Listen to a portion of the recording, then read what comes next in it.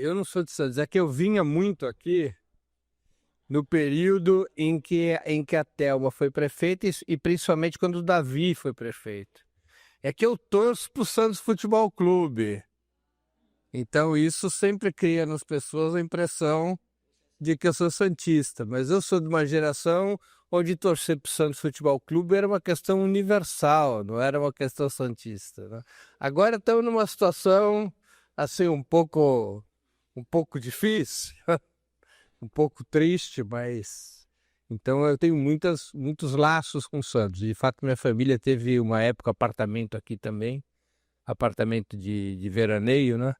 E eu tenho essa ligação com a cidade. Por isso que eu quero começar agradecendo pelo convite. Para mim, sempre que surge um convite para vir para Santos, especialmente do movimento sindical, eu venho com o maior prazer.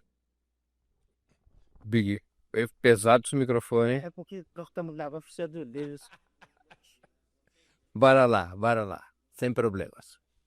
Bom, primeiro queria cumprimentar vocês, a Intersindical, por esse curso de formação. Formação é algo fundamental na luta de classes, especialmente nessa etapa em que a gente vive, que é uma etapa de crise e de mudanças, e que a gente precisa identificar com muita correção as tendências deste mundo que nós estamos vivendo. Nós vivemos um período em que a velha ordem entrou em crise, aquela ordem estabelecida em 1991, depois do fim da União Soviética, mas uma nova ordem ainda não surgiu. O mundo unipolar da hegemonia do sistema imperialista criado pelos Estados Unidos, essa ordem está em crise. Mas ela não foi substituída por uma nova ordem. O velho sistema luta para não morrer e um novo sistema ainda não conseguiu se desenvolver plenamente. Por isso é uma etapa de confrontação muito dura. E uma confrontação que possui uma característica bipolar. De um lado, o velho sistema imperialista, de outro lado, um amplo campo anti-imperialista ao qual se integram governos, estados, movimentos das mais distintas orientações político-ideológicas, mas que não querem mais continuar vivendo sob a hegemonia do velho sistema imperialista. Essa disputa não é uma disputa que se resolverá a curtíssimo prazo. Embora o sistema imperialista liderado pelos Estados Unidos ele seja decadente, ele possui reservas de força muito relevantes, reservas econômicas, militares, tecnológicas. Embora o campo anti-imperialista esteja em ascensão, especialmente por conta do desenvolvimento econômico chinês, esse campo anti-imperialista não tem unidade suficiente, capacidade militar suficiente, capacidade cultural suficiente ainda para substituir o velho sistema. Em vários embates no mundo de hoje, nós percebemos essas fragilidades. Destaco aqui o caso palestino.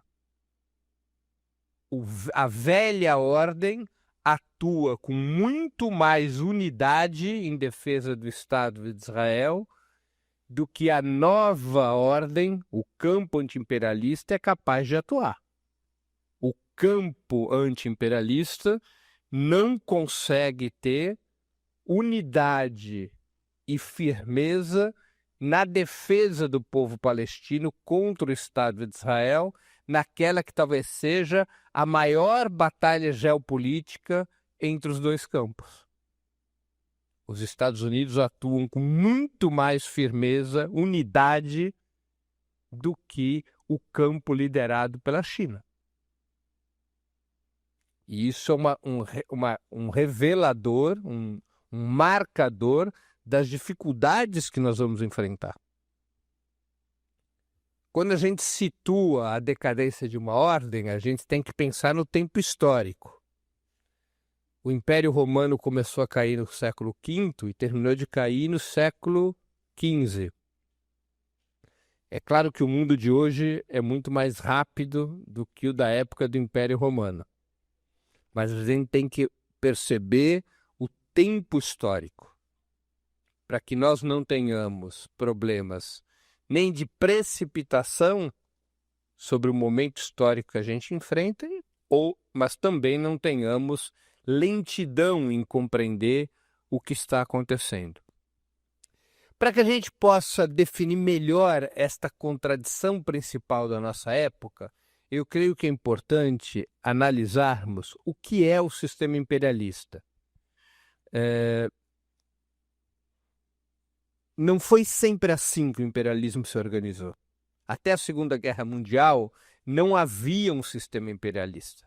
Havia estados imperialistas que disputavam entre si, muitas vezes através de guerras, mercados, fontes de matéria-prima e destinos de investimento. A Primeira Guerra Mundial foi classicamente uma guerra interimperialista, na qual distintos estados se organizaram em diferentes coalizões para disputar mercados, fontes de matéria-prima, colônias e destinos de investimento. De um lado, uma coalizão dos estados imperialistas mais desenvolvidos, a França e a Inglaterra, que a partir de um certo momento tiveram o apoio dos Estados Unidos e que puderam contar até a Revolução de 17 com o apoio do Império Russo, e de outro lado, uma coalizão dos estados imperialistas tardios, os chamados impérios centrais, o Império Prussiano e o Império Austro-Húngaro, aliados ao Império Turco-Otomano. Clássica guerra interimperialista que comprova que os estados imperialistas naquela época não se organizavam como um sistema. A própria Segunda Guerra Mundial, pelo menos até 1941, também é uma guerra interimperialista, de certa maneira repetindo as coalizões da Primeira Guerra Mundial. A Alemanha, dessa vez aliada com a Itália, que esteve no bloco franco-britânico na Primeira Guerra, a Alemanha, já tendo anexado a Áustria, portanto, o país central do Império Austro-Húngaro, enfrentando a França e a Alemanha através da abertura da guerra na Polônia. Depois de 1941, a guerra interimperialista já não domina o cenário, quando a Alemanha ataca a União Soviética, e aí você passa a ter uma guerra intersistêmica entre os países, entre o principal país capitalista europeu, que era a própria Alemanha, e o primeiro Estado socialista, que era a União Soviética. Quando termina a Segunda Guerra Mundial, os Estados Unidos são, do ponto de vista das nações capitalistas, são o grande vitorioso. A Europa estava destruída, o Japão estava destruído, e os Estados Unidos puderam dar as cartas em relação ao que iria acontecer no mundo capitalista. Os Estados Unidos poderiam se aproveitar daquelas vantagens para reconstruir o mundo capitalista conforme os interesses da sua hegemonia.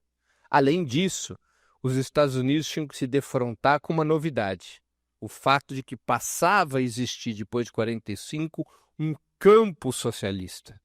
A União Soviética havia sido a principal vitoriosa contra a Alemanha nazista, e como decorrência da vitória da União Soviética, uma série de outros países se incorporava ao campo socialista, imediatamente depois da guerra e nos anos posteriores, com a Revolução Chinesa, a Revolução Vietnamita, a Revolução Coreana, os movimentos de libertação na África, e isso iria construir um campo socialista sob liderança, um sistema socialista, sob a liderança soviética, que afrontava o mundo capitalista. E os Estados Unidos tinham que enfrentar esse sistema.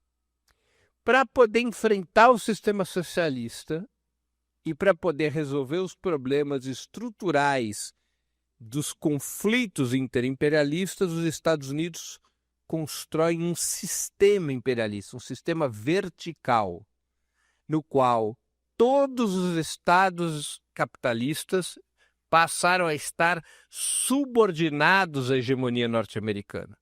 E esse sistema ergueu instituições financeiras, o Banco Mundial, o Fundo Monetário Internacional são as de maior destaque, entre outras, e instituições militares, entre as quais se destaca a OTAN, a Organização do Tratado do Atlântico Norte, sediada na Europa, linha de frente da confrontação com a União Soviética, mas sempre liderada e financiada pelos Estados Unidos. Criou-se um sistema imperialista que existe até hoje.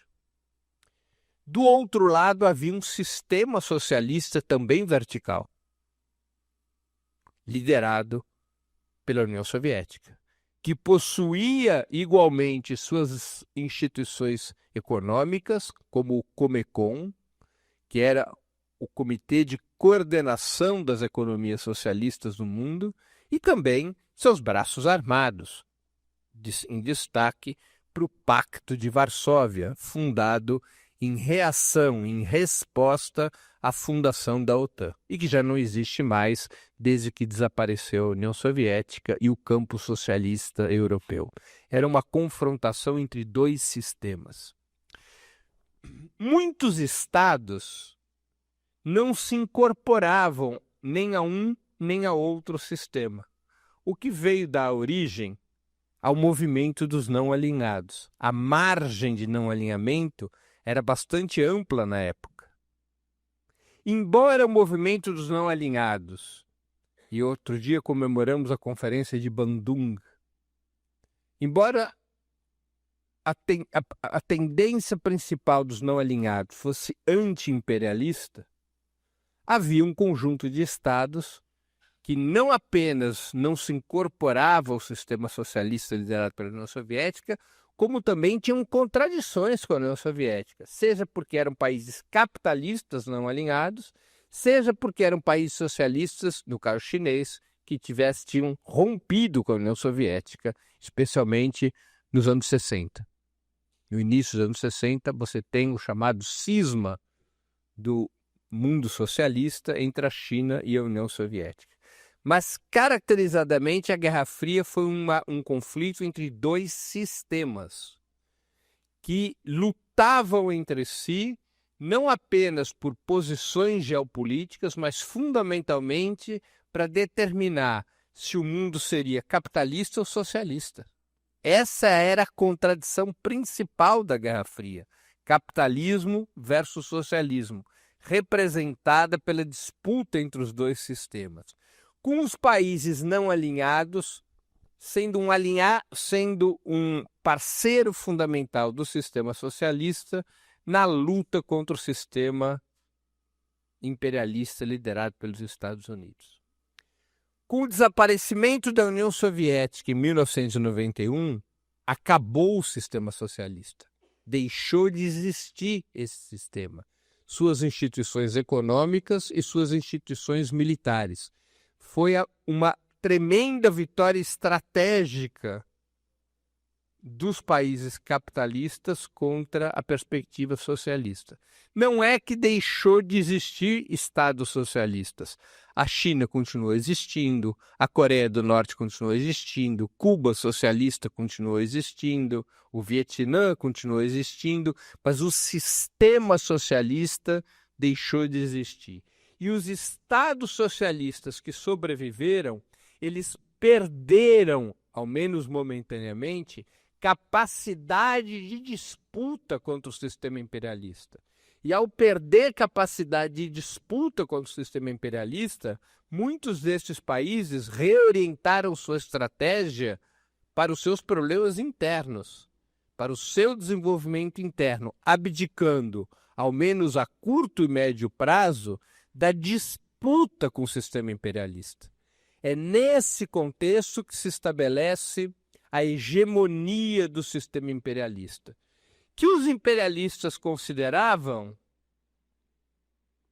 esta nova ordem pós-1991, que os imperialistas consideravam uma ordem eterna, que duraria como o Reich de 1000 anos de Hitler.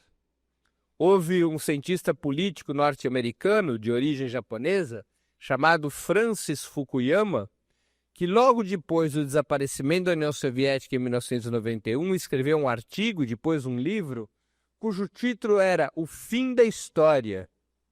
O que ele defendia nesse livro, Francis Fukuyama?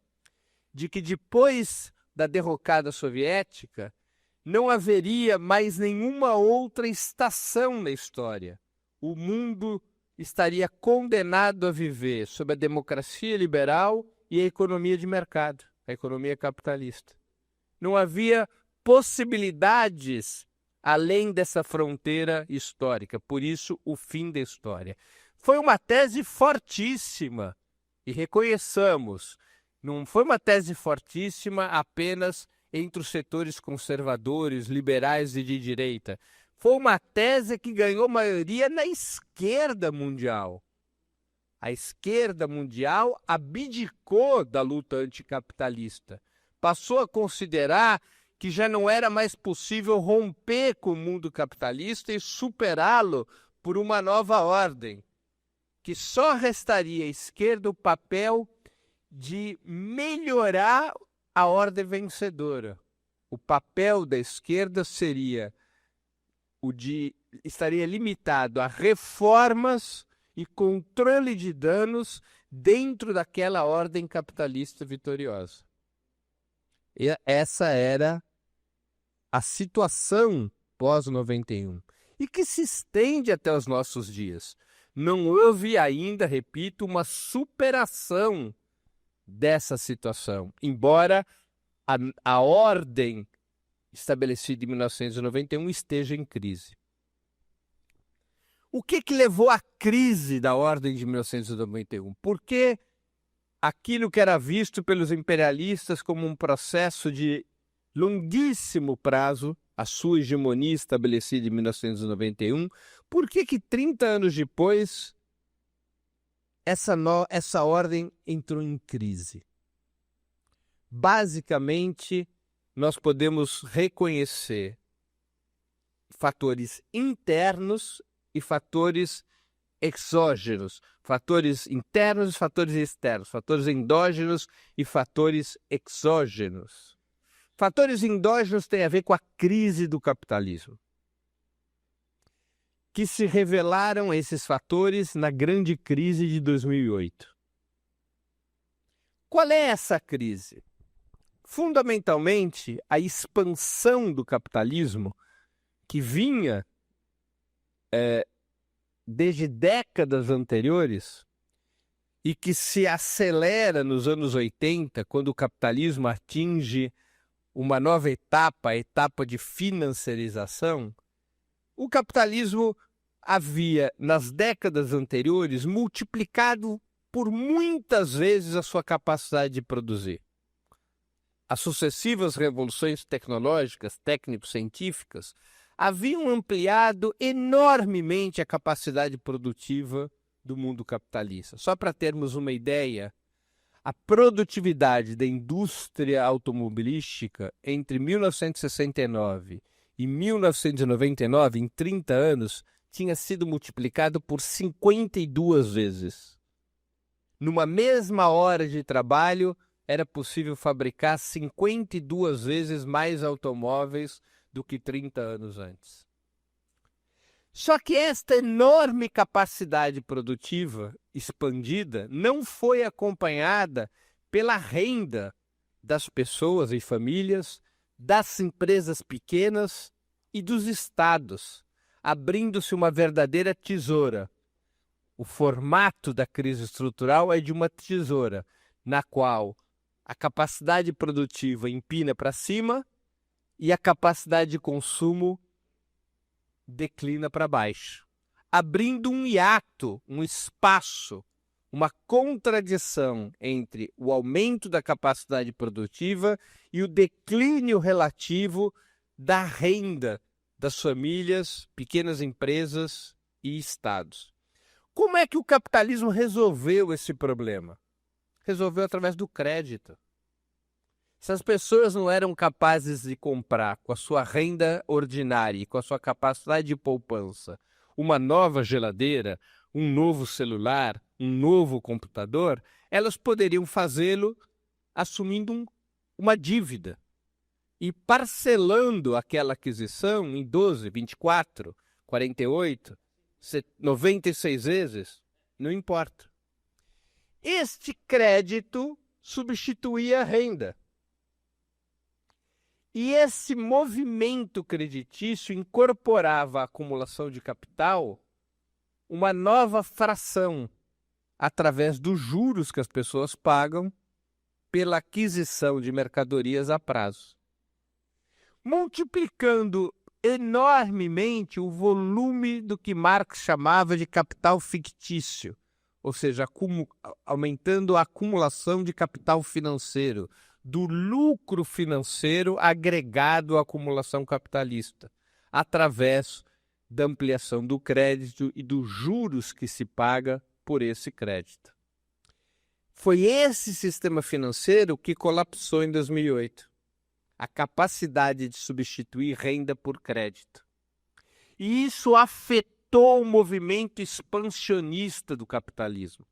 O capitalismo teve que trocar uma lógica expansionista por uma lógica de contenção dos custos de produção, na medida em que não era mais possível fazer com que a renda, mesmo através do crédito, acompanhasse a ampliação da capacidade produtiva. Se já não era mais possível ampliar a demanda por renda e crédito, para manter ou recuperar a taxa de lucro, seria necessário reduzir drasticamente custos de produção, os custos diretos e indiretos. Que custos são esses? Em primeiro lugar, salário. Em segundo lugar, direitos. Em terceiro lugar, impostos. Além disso, seria necessário encontrar matérias-primas mais baratas e abundantes, fontes de energia baratas e abundantes, o que alimentou a fome imperialista dos estados capitalistas centrais, porque essas matérias-primas e essas fontes de energia não se encontram nos países capitalistas centrais, se encontram nos países capitalistas periféricos, como é o caso da América Latina. Isso muda a natureza daquela etapa anterior da acumulação capitalista. Se recua de um período expansionista para um período retracionista. Simultaneamente, acontece um fenômeno que os pensadores do sistema imperialista jamais calcularam que seria possível. O desenvolvimento chinês sai do controle.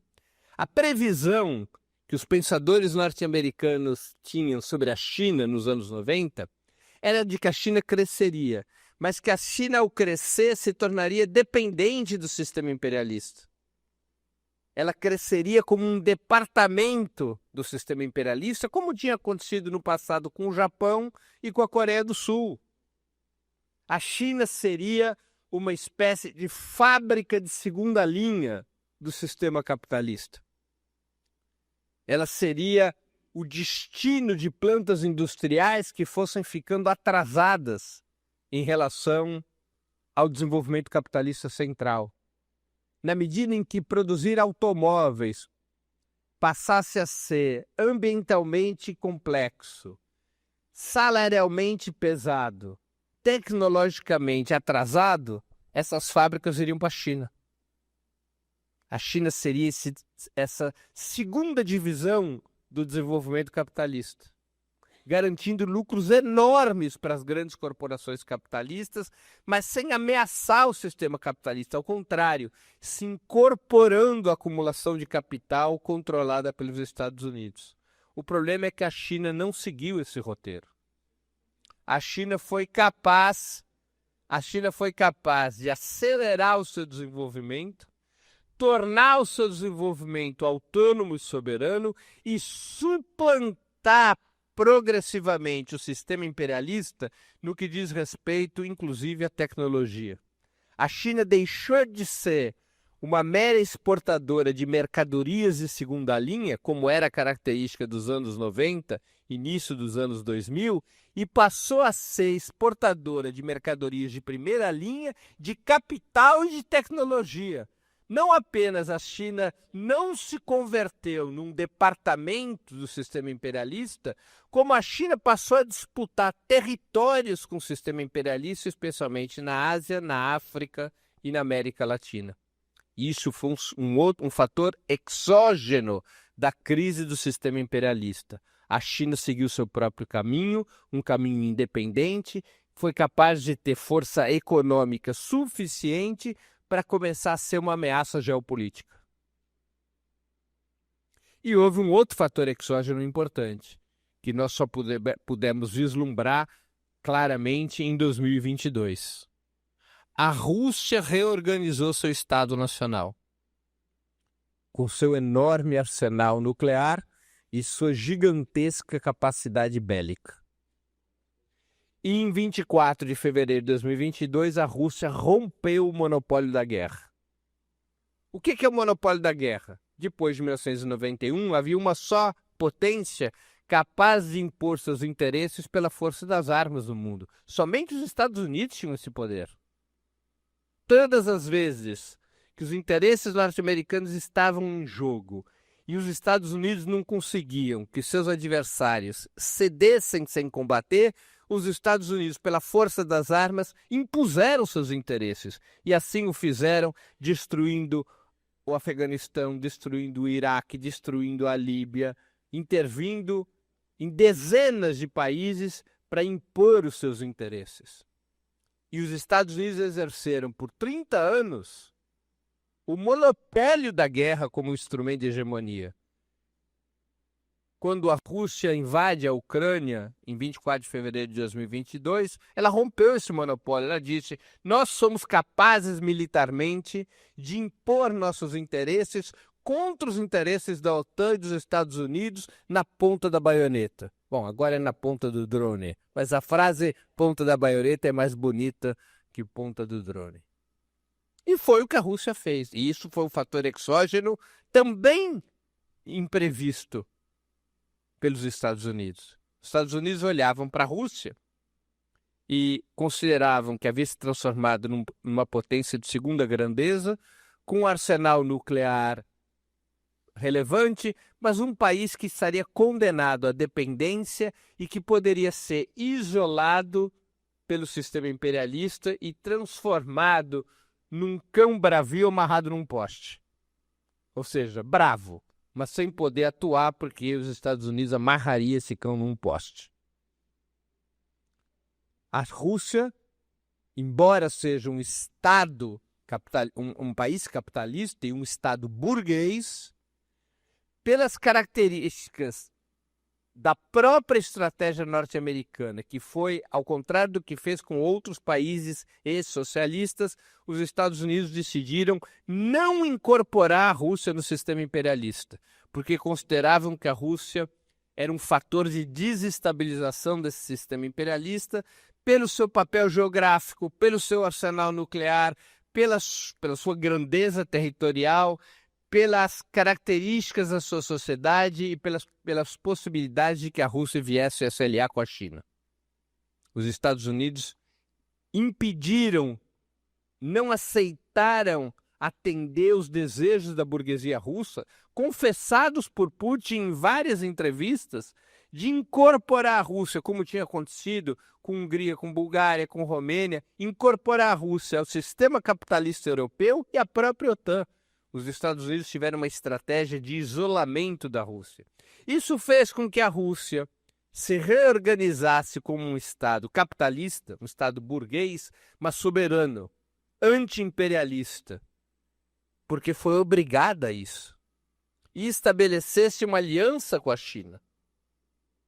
E se situasse geopoliticamente no sul global.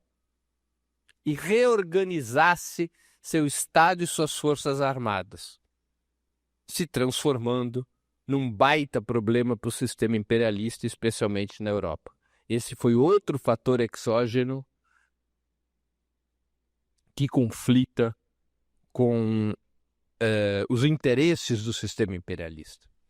Entre os fatores endógenos, também podemos localizar o esgotamento do capitalismo, especialmente na sua fase de financiarização, na sua fase neoliberal, nos países da periferia do sistema, especialmente na América Latina. A partir do final dos anos 90, são eleitos na América Latina governos contra-hegemônicos. Alguns governos mais radicalizados contra a hegemonia imperialista, como é o caso da Venezuela, outros governos mais moderadamente anti-imperialistas, como é o caso dos governos petistas aqui no Brasil. Mas o fato é que na periferia do sistema, os Estados Unidos foram perdendo capacidade hegemônica nos últimos 20 anos, porque o desenvolvimento do capitalismo na sua periferia foi provocando pobreza, desigualdade, miséria, dependência, subdesenvolvimento. E os povos, pela via social ou pela via eleitoral, começaram a reagir a essa situação, elegendo sucessivos governos progressistas em vários países da América Latina. Isso também enfraqueceu o sistema imperialista. Há outros fatores, esses eu considero os principais, que foram levando à crise da velha ordem estabelecida em 1991. Para enfrentar esse sistema imperialista decadente, foi sendo constituído não um outro sistema, como havia feito a União Soviética em 1945, mas foi sendo constituído um campo. Qual é a diferença entre sistema e campo? Do ponto de vista científico. Um sistema é vertical. Ele se organiza com um comando. O campo é uma aliança mais horizontal entre estados, governos, países e movimentos que possuem distintos modos de produção, distintas organizações políticas, mas se juntam porque têm, numa determinada etapa histórica, um interesse em comum. Não há verticalidade no campo, embora possa haver hegemonia pela força acumulada de cada estado. Passou a ser constituído no século XXI a partir desses fatores de crise endógena e exógena do sistema imperialista, passou a ser constituído um campo. Esse campo teve um momento muito importante quando, por sugestão russa, se dá início à articulação do BRICS, sigla para Brasil, Rússia, Índia, China e depois África do Sul, que ingressa só em 2010 na articulação. O BRICS não é um sistema. O BRICS nem é o campo contra-hegemônico. O BRICS é a articulação econômica do campo contra-hegemônico. Ele busca concorrer, não necessariamente nessa etapa superar, mas ele busca concorrer com as instituições econômicas do sistema imperialista, através das quais os Estados Unidos e a Europa estabelecem laços de dependência com os países da periferia. Aqui eu me refiro ao Fundo Monetário Internacional e ao Banco Mundial, entre outras instituições que articulam a dependência econômica da periferia ao centro do sistema capitalista. O BRICS surge como esse instrumento, numa fase de maturação inicial do campo contra-hegemônico. Porque esse campo contra-hegemônico, ele ainda não amadureceu. Ele não tem, por exemplo, nenhuma capacidade militar unitária. Não tem capacidade. Ele não tem capacidade cultural unitária. As pessoas continuam indo ao cinema e se dirigem aos filmes norte-americanos. Qualquer um de nós aqui, se for num shopping center e tiver 6 cinemas, 5 salas exibindo um filme chinês e uma um filme norte-americano, 80% de nós vai para aquela sala com filme norte-americano. A gente vai olhar para aqueles cartazes dos filmes chineses, alguns de nós mais curiosos até irão assistir os filmes chineses, mas em geral nós vamos mesmo para onde se fala inglês, que é o idioma que mesmo quando a gente não entende, nossos ouvidos estão acostumados. Na melhor das hipóteses, não é? Nós conhecemos os escritores europeus e norte-americanos. Nós não sabemos. Eu quero ver se alguém aqui sabe o nome de um único escritor chinês. Isso é hegemonia cultural. E hegemonia cultural tem peso na luta político-ideológica. É o soft power, alguém falou aqui. Então, esse campo está em maturação. Esse campo é impulsionado pela China e pelo seu principal aliado estratégico, que é a Rússia, porque interessa a China e a Rússia, não é por bondade, não existe bondade na geopolítica e na luta de classes. Mas porque interessa a China e a Rússia o fim da hegemonia norte-americana. Interessa a China e a Rússia a superação do sistema imperialista. E para isso acontecer, é fundamental estabelecer um conjunto de alianças cujo propósito, cujo objetivo seja a multipolaridade, a possibilidade de todos os estados submetidos à dependência em relação ao sistema imperialista, abrir a possibilidade de que todos os estados, não importa o tipo de governo ou de economia, possam romper esses laços de dependência e seguir seu caminho, sem estarem submetidos à hegemonia norte-americana. Esse é o interesse da China e da Rússia. Por isso, a China e a Rússia têm uma estratégia de multipolaridade e uma política de constituir um campo no qual estão estados socialistas, como a própria China, a Coreia do Norte, o Vietnã, Cuba, mas também estão estados capitalistas, como a Rússia. Está a República Islâmica do Irã.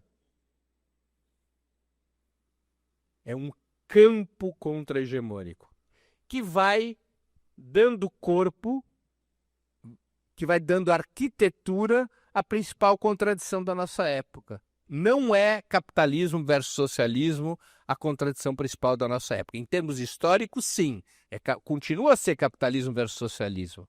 Mas em termos de etapa, de período, a principal contradição é entre imperialismo e anti-imperialismo. Para que nós possamos avançar na luta socialista, nós temos que derrotar o sistema imperialista. Para derrotar o sistema imperialista, são necessárias alianças que vão além dos países socialistas, que incorporam todos e quaisquer estados, governos e movimentos dispostos a derrotar o sistema imperialista hegemonizado pelos Estados Unidos. Por isso que pessoas de esquerda não precisam ficar incomodadas quando temos que nos solidarizar incondicionalmente com a República Islâmica do Irã contra Israel e contra os Estados Unidos. Não há nenhuma contradição nisso. Não há nenhuma contradição. Ou quando apoiamos a resistência palestina, cuja principal organização é uma organização que não é de esquerda, que é o Hamas, contra o regime sionista. Não há nenhuma contradição nisso. Porque a contradição principal hoje é aquela que move o confronto entre o imperialismo, o sistema imperialista e o campo contra-hegemônico ou o campo anti-imperialista.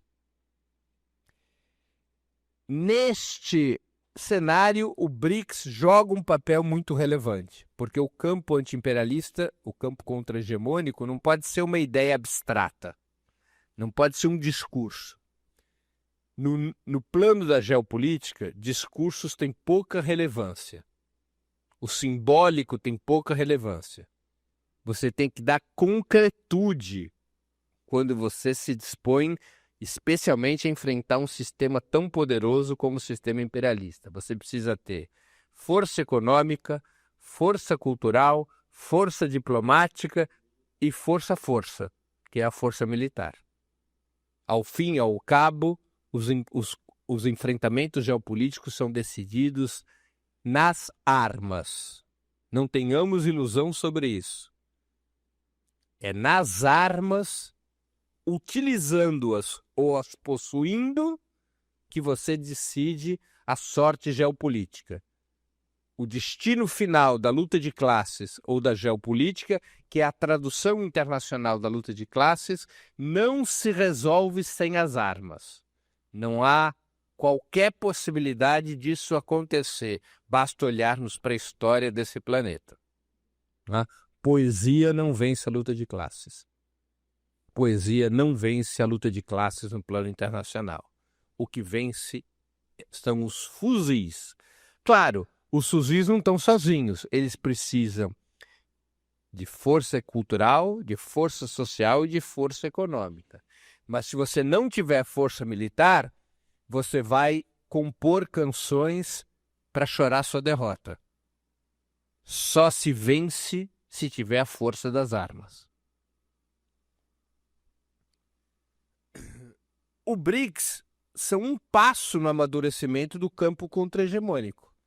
Para poder utilizar o desenvolvimento chinês, para que a própria China utilize seu desenvolvimento, a China não o faz somente através do BRICS, mas também através do BRICS, para que a China possa utilizar o seu desenvolvimento econômico para estimular outros estados e nações a se descolarem do sistema imperialista e preferirem se aliar com a China do que se aliar com os Estados Unidos.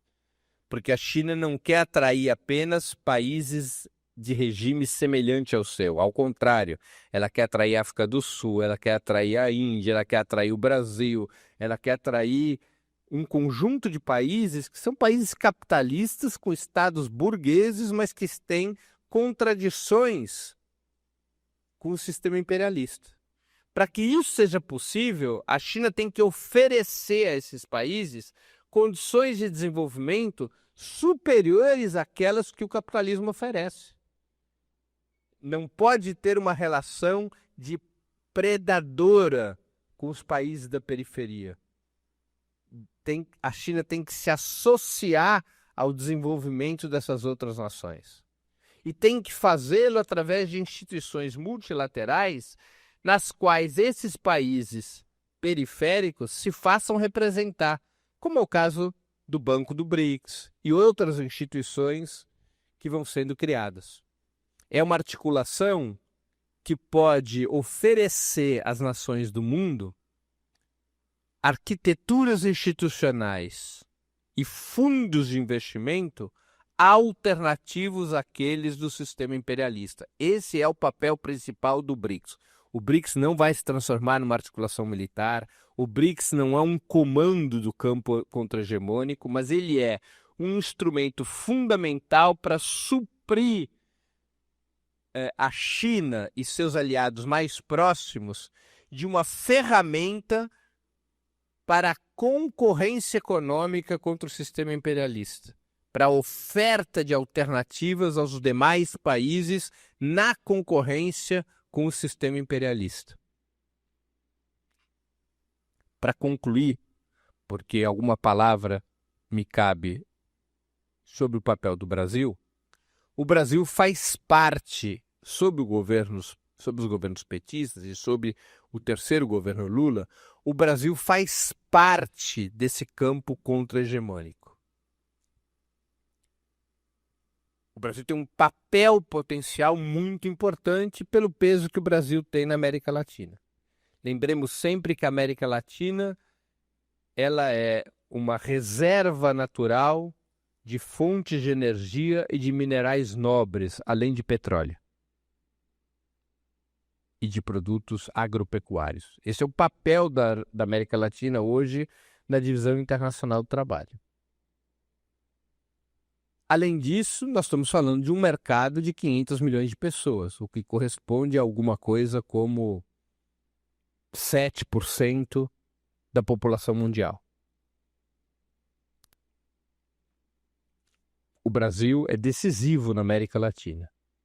O Brasil pode exercer um papel de liderança regional na América Latina e, a partir dessa liderança regional, ser um player, se não um player na primeira prateleira, um player na segunda prateleira dos países do campo contra-hegemônico.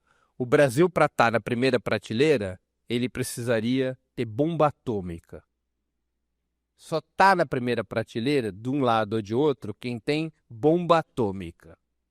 Sem bomba atômica, você não está na primeira divisão. Ponto. Mas nem sempre vai. O fato de você não estar na primeira divisão é um problema. O Brasil pode ir muito bem na segunda divisão. E ter um papel mundial a partir dessa posição. O Brasil, no entanto, ele tem seus problemas. Para começo de conversa, e isso o imperialismo soube detectar rapidamente, o Brasil é o país entre todos os principais países do BRICS, junto com a Índia, mas a Índia tem características específicas, no qual existe uma tremenda quinta coluna pró-imperialista. As elites brasileiras, a burguesia brasileira, ela faz parte do sistema imperialista. Ela não quer conversa nenhuma sobre esse negócio de contra-hegemonia. Ela não quer arriscar ser cabeça de formiga, seu destino histórico é ser rabo de elefante. Ela é uma sócia menor do sistema imperialista, e tanto do ponto de vista econômico quanto do ponto de vista ideológico e até psicológico. As elites brasileiras, física ou mentalmente, moram em Miami. É ali que elas moram. Isto é uma baita quinta coluna a favor do sistema imperialista. Não existe essa quinta coluna na China, evidentemente. Não existe na Rússia. Na Índia ela tem outras características, na África do Sul também. É no Brasil que essa quinta coluna é pesada. E o sistema imperialista sabe disso. Conhece também as condições políticas do governo Lula, sem maioria parlamentar, com os meios de comunicação na oposição, sem controle sobre o poder judiciário. E o que faz o sistema imperialista? Aperta o Brasil. Aperta. Porque está convencido de que, se apertar o Brasil, a quinta coluna faz o governo ceder. E se o governo não ceder, ele vai ser derrubado. Porque o governo não vai ter força para reagir à quinta coluna. Não vai ter força e talvez não vá ter disposição de reagir à quinta coluna. Por isso que o Trump joga pesado. E depois negocia. E depois joga pesado. E depois negocia. Vocês são todos sindicalistas e sabem como funciona o patrão. O patrão não bate o tempo todo. Ele bate e acena com uma cenourinha. Não é assim? Ele bate e vem com a cenourinha. É assim que funciona o imperialismo também em relação aos países dependentes. Então o Brasil possui esse problema. O Brasil possui esse problema. Uma quinta coluna. E o que fazer com essa quinta coluna? Que é o empresariado brasileiro. Uma vez perguntaram ao Miguel Arraes, quando ele estava voltando do exílio em 79, numa entrevista nas páginas amarelas da Veja, perguntaram ao Miguel Arraes, qual é o problema do Brasil? O Arraes respondeu, a burguesia brasileira. E o repórter perguntou novamente, mas o que fazer com a burguesia brasileira? Se eu pudesse, jogava no mar. Essa é a solução. Joga no mar. Você tem que liquidar a burguesia brasileira. Isso exige uma revolução. E aí nós temos um baita de um problema. Nós estamos muito longe de uma possibilidade revolucionária no Brasil. Então nós temos que ter uma estratégia em relação a isso. Não é o tema de hoje, eu vou apenas pontuar o problema. A política externa brasileira, ela expressa essas dificuldades do Brasil. Ela é uma política externa, a meu juízo, errática, pendular. Porque a política externa brasileira hoje, do governo Lula III, é mais recuada do que dos governos petistas anteriores. Porque o mundo é muito mais polarizado hoje do que era 20 anos atrás ou há 10 anos atrás. Muito mais polarizado. Quando a polarização é entre um sistema e um campo, o espaço de não alinhamento é menor. Ele não é maior. O espaço de não alinhamento na Guerra Fria era muito maior do que hoje. Porque hoje o sistema imperialista está jogando sua sobrevivência contra um campo contra-hegemônico que vem sendo construído pela China. E o que a política externa brasileira tenta fazer? Eu não estou nem de um lado nem de outro. Então, às vezes, eu estou para o lado do campo contra-hegemônico. Quando isso me gera crise com os Estados Unidos e com a União Europeia, eu faço um aceno para os Estados Unidos e para a União Europeia e eu vou pendulando, não apenas em função das pressões externas, mas também em função das pressões internas. Então a gente vê muitas contradições na política externa brasileira. Por exemplo, o discurso do presidente Lula sobre o genocídio palestino é dos mais duros do mundo. É muito mais enfático que o de Putin e do Xi Jinping. Muito mais enfático. Mas o Brasil não toma nenhuma providência prática a esse respeito. A consequência de um discurso tão duro deveria ser romper relações comerciais e diplomáticas com Israel. Não é o que ocorre. De alguma maneira, o discurso duro do presidente Lula é uma espécie de muleta para não romper relações comerciais e diplomáticas com Israel. Pressionado por medidas práticas, o presidente Lula diz, não, essas medidas práticas não dá para... desconversa, mas o discurso é sempre firme. Tá? E essa política pendular nós vamos ver em relação a vários temas. Em relação ao tema da Ucrânia, é uma política pendular, ora mais próximo da Rússia, ora mais distante. Nós vamos ver também num conjunto de outras questões e debates aí sim cruciais para o desenvolvimento brasileiro. O Brasil está sendo pressionado pelos Estados Unidos. Uma questão é a pressão norte-americana pró-Bolsonaro, que não é a questão principal.